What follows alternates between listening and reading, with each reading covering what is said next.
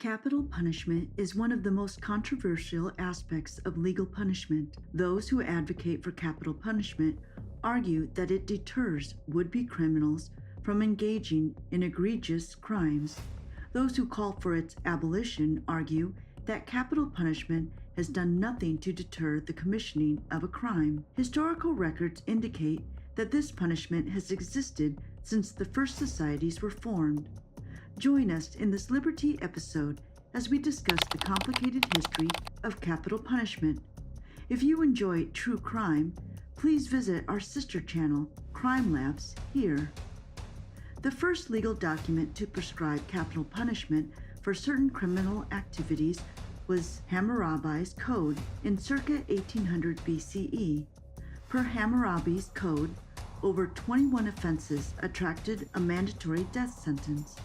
Depending on the accused status, capital punishment applied to perjury, adultery, theft, and other crimes. The code is famous for championing the eye for an eye doctrine. Surprisingly, murder was not one of the offenses punishable by death. The Hittite Code, which was enforced during the 14th century BC, also prescribed capital punishment. However, it is important to note that this punishment was applied marginally. Most serious crimes were punished by enslavement, while crimes such as sexual assault attracted the death sentence. Compared to Hammurabi's Code, the Hittite Code was more lenient to individuals who offended its provisions. During the 17th century BC, the Greek tyrant Draco promulgated the Draconian Constitution, which prescribed a mandatory death sentence for almost all crimes. Today, when a government enacts an arbitrary law, it is common to hear its critics call it draconian, meaning that it is excessively harsh. Under the Draconian Constitution, for example, pilfering and murder were capital offenses. Historical records tell us that the Draconian Constitution was drafted not with ink but with blood, as it perceived cruelty. During the tenure of Solon as Archon in 594 BCE, the Draconian Constitution was repealed. The framers of the new constitution spared only its provisions on homicide. The Roman law of the 12 tablets also captured the death penalty. However, it was subject to an accused person's social status. Some crimes that could result in a death sentence included causing disturbances at night, theft of slaves, the intentional murder of a parent or a free person, publication of lewd songs and libels, and grazing or cutting planted crops, among many others. The execution was always cruel and included impalement, drowning, being beaten to death, drinking poison, and crucifixion. The Romans had a particularly cruel execution mode for individuals guilty of parricides. Normally, the condemned individual was submerged in water in a sack containing a viper, a rooster, a dog, and an ape. One of the most notorious Roman executions is that of Socrates in 399 BC, when he was required to drink hemlock, a poison, for corruption of the youth and heresy. The death sentence was also codified under the Jewish Torah. There is sufficient evidence indicating that Jews used different techniques to mete out the sentence, including sawing the condemned person asunder, beheading, hanging, stoning, and crucifixion. The most infamous death sentence by the Jews occurred in circa 29 AD, which led to the crucifixion of Jesus Christ. After converting to Christianity, Emperor Constantine outlawed several death penalties, including crucifixion.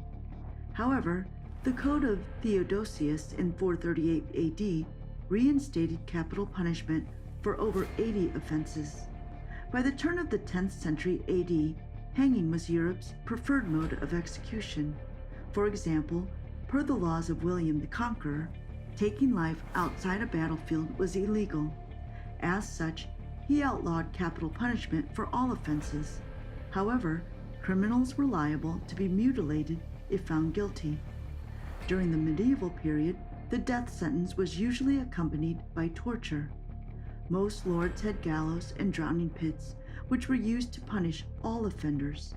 For instance, in 1279 AD, during the reign of King Edward I, over 280 Jews were executed for clipping coins, having undergone horrific torture in the Tower of London. The number of offenses punishable by death continued to rise steadily in Britain for hundreds of years. By the 1700s, over 222 laws provided for capital punishment. Robbery, counterfeiting tax stamps, and cutting down trees were among the offenses that attracted the death sentence. Efforts to reform British laws commenced in 1823, following the passing of the 5 laws that exempted over 100 offenses from capital punishment. By 1840, most capital offenses had been swept away. In the 19th and 20th centuries, more capital offenses were abolished across Europe. Today, few European nations have the death sentence.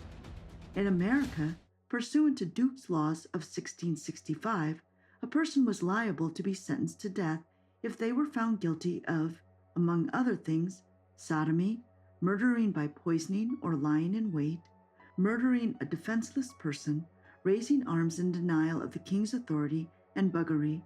The only 2 colonies that were considerably lenient regarding capital punishment were Pennsylvania and South Jersey. In South Jersey, capital punishment applied only to murder and treason. By 1776, most colonies had comparable death statutes covering piracy, burglary, sodomy, treason, rape, slave rebellion, robbery, and horse stealing. Calling to reform the death penalty began when Thomas Jefferson and others proposed the death sentence to Virginia to only apply for murder and treason. The movement for the abolition of the death sentence was inspired by the writings of European intellectuals like Jeremy Bentham, Baron Montesquieu, and Voltaire during the 1800s. Additionally, the publication of On Crimes and Punishment by Cesare Bessaria in 1767 had a tremendous effect on American jurists and intellectuals for many years. In the book, Cesare argued that the state had no right to take a person's life. Abolishing the death penalty in the U.S. has been an uphill task. However, in 1972, the Supreme Court in Furman v. Georgia declared that the death sentence offended the 14th and 8th Amendments of the U.S. Constitution and was, as a result, unconstitutional. This decision ended capital punishment in the U.S. momentarily. In 1976, the Supreme Court in Gregg v. Georgia vacated its previous ruling by declaring that the death sentence is not always an unusual and cruel punishment. Controversy regarding capital punishment continues to rage in the U.S. to date. Thank you for listening to this episode. We hope you have enjoyed and learned something new. Like, share, and subscribe to Liber-Tea for more.